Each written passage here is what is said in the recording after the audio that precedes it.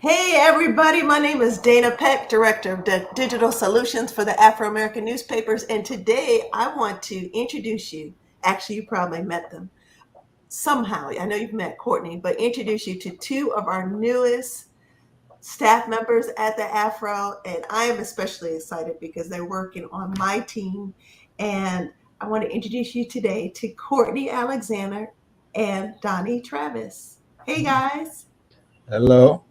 how are you two doing today? Good, blessed, and highly favored as ever. All right. I like that. I like that. Well, I'm we also are, you're good. I'm great. Now, I'd love to, it's kind of hard for me to hear you, Courtney. Can we try it again, too? Can, can you say something again, Courtney, so I can make sure I hear you good? Can you hear me now? Yeah, that's great. Great. So, yeah, again, so I'm introducing everyone to two new team members. Super, super excited. And Courtney, why don't we start with you? So tell us a little bit about yourself. Like, where did you go to school and what did you study? Sure thing. Hello again. My name is Courtney. Um, so I first earned my associate's degree from College of DuPage in Glen Ellen, and then I transferred to Southern Illinois University Carbondale. Um, while I was at SIU, I studied journalism. My specialization was in news editorial, and I also studied marketing and sociology. Now, why did you think you chose that major? So I actually came in as a geology major. I know that's like Yeah, what? so random. Growing up, I always wanted to be a scientist, but at the same time, I had a very like artistic side to me as well. So I just had this like conversation with myself one day, and I was like, what am I doing? Like, I'm so passionate about storytelling. I'm passionate about just speaking up, and I'm also an advocate. So that's when I realized, wow, I love storytelling. So why don't I do something where I'm giving back and contributing to society, and I can write and I can just express myself in different ways. So I just decided to go into the journalism building, and I met with my advisor, and it was a done deal. Nice. And tell everybody, where are you from? Where are you right now and where do you live? So I am originally from Chicago, but as of right now, I reside in the suburbs of Chicago in the Naperville area. Okay, great. And I think I'm going to bring Donnie up. And so, Donnie, tell us a little bit more about yourself. Where are you right now, and where'd you go to school, and what made you get into the degree that you studied at school? Right. So, hello everyone. My name is Donnie Travis. I am a native of Detroit, Michigan. I currently still stay in the state of Michigan. I graduated with my bachelor's in marketing from Grambling State University, and I also have my master's in new media journalism from Full Sail University. And really, journalism has just been really in my life since I was a young kid. Honestly, I've always wanted to go into sports broadcasting, sports journalism, but a lot of the schools that I attended didn't necessarily offer them. So I was blessed to be able to go to Grambling State. I met a nice mentor by the name of Santoria Black, and he took me in. Even as a marketing major, he still let me hang around the mass communications department. He saw that I was very animated and very vibrant and very serious about sports broadcasting, sports journalism, as he was covering the basketball games, the football games, and like I said, he just really took me right in. I really appreciated him for that because as a marketing major, you don't really owe me anything from the mass communication department. So for him to do that and really renew a love and appreciation that I have for sports broadcasting was really I really can't speak to it too much, but I really can't say I would still be doing journalism if it wasn't for that moment. Nice. Now you two are in a unique position at the Afro in that it's kind of like a hybrid journalist role. So, Courtney, can you say a little bit about what your day-to-day might be like and some of what your responsibilities are? Yeah. So pretty much, as the digital marketing editor, my job is essentially to monitor and contribute to our social media platforms. I also manage the FaithWorks newsletter. I also help create and promote some of the flyers for our upcoming interviews. I'm also a co-host on the Chicken Box, and you can see me on there on Thursdays on our Facebook Live. Um, so I also, when you see comments that's thanking everyone, that's me on there. And I essentially like post to our Instagram and our LinkedIn pages. Yeah, that's really important, being able to establish some kind of rapport with our social media viewers and listeners. And we really appreciate the role that you play because that's really important with our numbers and increasing engagement. And so, Donnie, similarly, you were brought in a hybrid role. So maybe you can explain to the viewers a little bit more about what you do day to day. Right. So a lot of things that I do, I collab with Courtney virtually every day, making sure that posts and things like that are also taken care of. But I'm also on the side of sales and advertisement as well. So I work really putting both of my degrees to good use Yes. for the Afro. Working on advertisements, securing advertisements for whether it be online, whether it be for the newspaper. That's really a lot of things that go through me as well as others in the sales department. And then I also, I've just been starting to get my feet wet with a little bit, but I'm also assisting with like video editing. So there were 2 videos that were posted for Aria, and one of them was actually me. So I'm very proud. Nice. Nice. Now, Courtney, if someone in your family asked you, where do you work? How would you explain the Afro to them? So I would tell them that Afro is a family-owned Black business, and they've been in business for 130 years. And to me, that is the most amazing thing. So the Afro team, from what I have experienced so far, is like a family. We all work together to ensure that this business continues to grow and thrive. Something that I've heard is that audience members feel like the Afro is a very credible and trustworthy news source. Yeah. And that is truly amazing for 130 years for that to continue on. And the Afro is still growing, and we're still growing and producing great content. That's right, 130 years, and we'll be celebrating that on August 13th.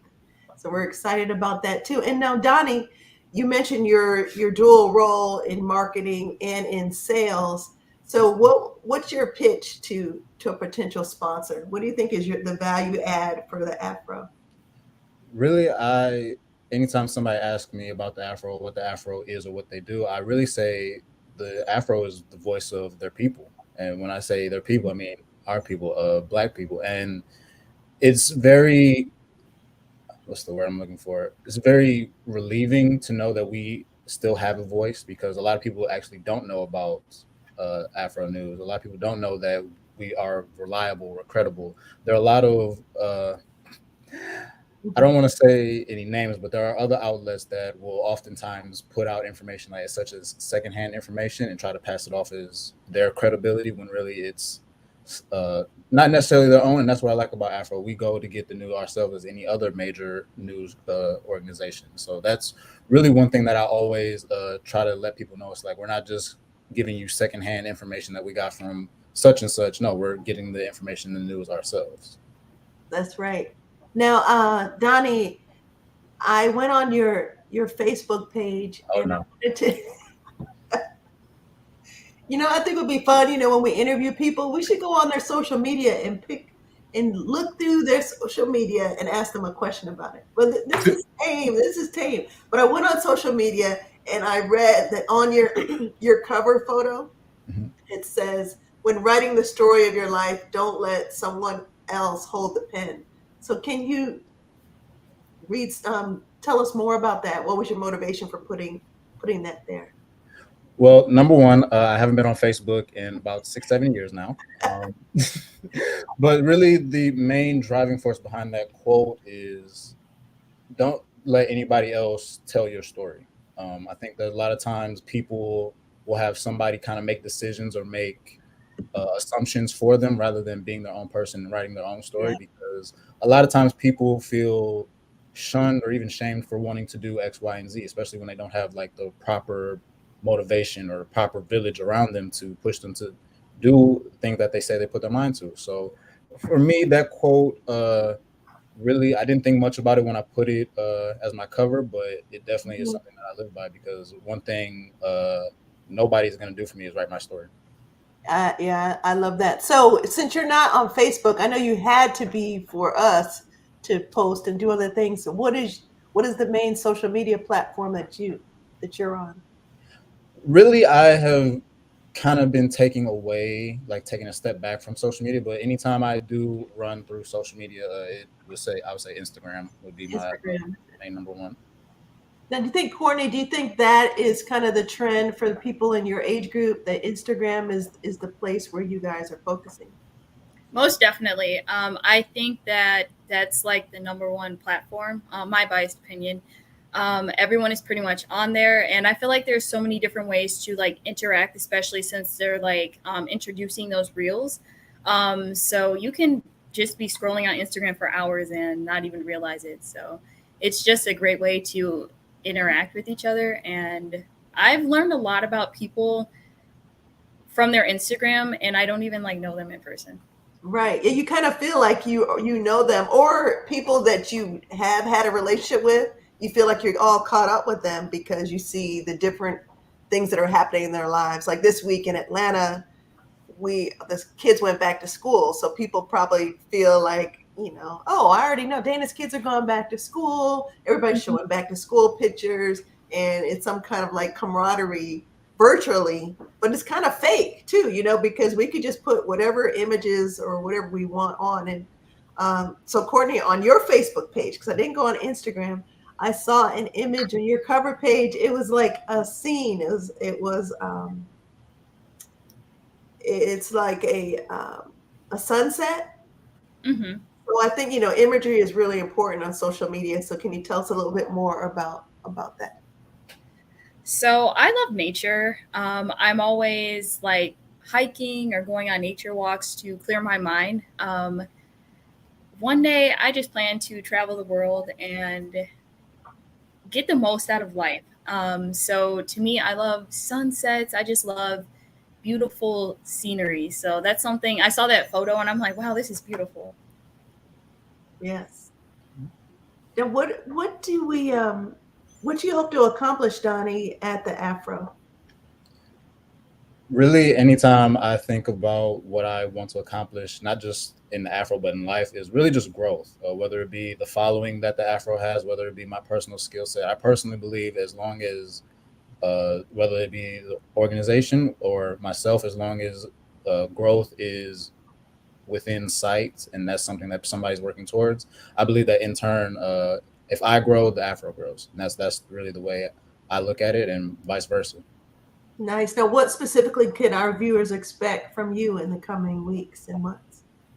So next week, and I'm proud to announce this, I actually have a sports show that will be kicking off next week called Clutch Up, and we're going to be covering a lot of sports news, a lot of HBCU sports news as well. Because I major shout out to Deion Sanders, because he has done a great job of putting HBCU sports back on the map, specifically Right. HBCU football. And I'm going to be coming with a lot of insight on the tradition and legacy that follows HBCUs, not just sports, but HBCUs in general.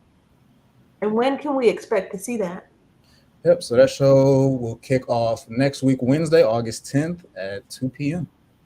Nice, nice. Now, and Courtney, I know you have some exciting things coming up as well. Can you tell us about that too? Yes. So we recently launched the FaithWorks newsletter. With that newsletter, it provides some inspirational faith content that highlights religious leaders in Black communities, faith based articles, inspirational quotes of the month. And I also want to do a monthly poll. So with that, I am very excited to incorporate some like new ideas for the upcoming one.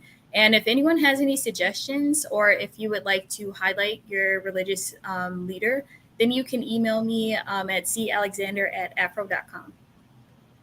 Okay, great. And we'll also will be having opportunities for people to highlight their faith opportunities in the community. You know, in addition to highlighting your faith leader, if you have special programming, we're excited to be able to provide that to you as well. And any parting words from the two of you? You wanna start that off, Courtney? I just wanted to say thank you again for this amazing opportunity. Once again, the Afro feels like family, and I love everything so far. And the viewers are great. So I'm just excited to see where this goes and to see the growth in the Afro. I love it. Donnie? Much like what Courtney said, I'm definitely excited to be part of the family, excited to see the growth, and I am excited for the ride that it will bring.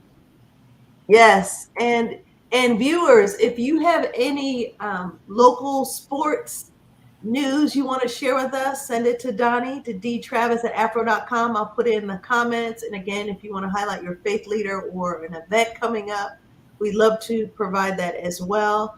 We look forward to continuing to informing, inspiring, and educating you for another 130 years.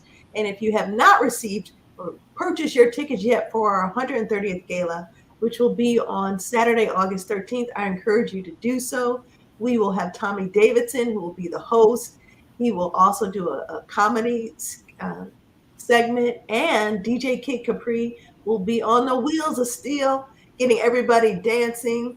And it's just going to be a big party, and we're looking forward to seeing Courtney and Donnie back in town. So again, continue to watch and track our social media pages for future interviews. Courtney and Donnie often interview people in our communities. And if you'd like to be interviewed, if you have an upcoming book or an event, reach out to us. Thank you again for listening. This is the AFRO, the Black Media Authority. Goodbye.